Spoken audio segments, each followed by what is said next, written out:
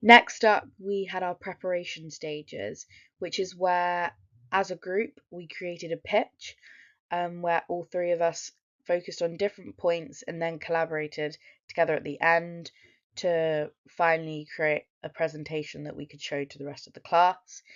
As well as hearing feedback from our peers, we also had feedback from our teachers, as well as getting our pitch recorded, which was really beneficial as it allowed us to rewatch, act on feedback, and make improvements that maybe we didn't identify or didn't we know we needed.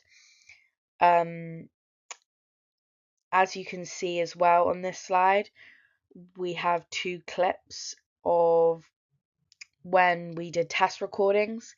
This was really useful as it allowed our group to know how to use the sound equipment properly and what levels we needed everything to be at when filming different parts of our script.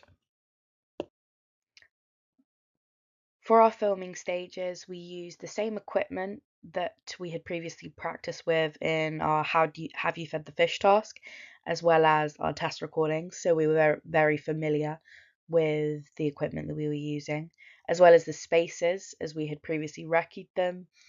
And I would say it was great for us to learn how to overproduce footage, as it came in very handy when we got to the editing point.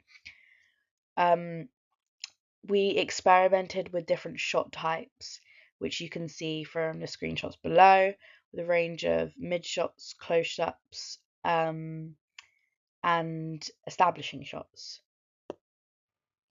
The post-production period was a lot more technical in comparison to filming, and luckily we had experience with Premiere Pro from Have You Fed the Fish, so we were very equipped in knowing the basics around editing, but we still did have to research into different editing techniques as well as using our teachers for support.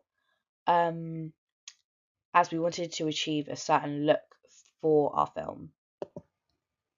We had used a variation of different platforms as well as Premiere Pro. For instance, we used CapCut to create our montage that was at the beginning of our film.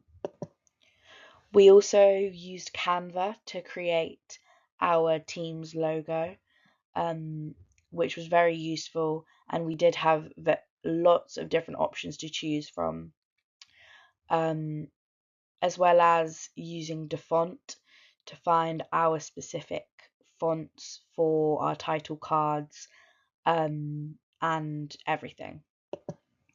It was a much different process in comparison to filming as a team, because you had to communicate a lot on what everyone's jobs were and make sure that there was a lot of agreement going on.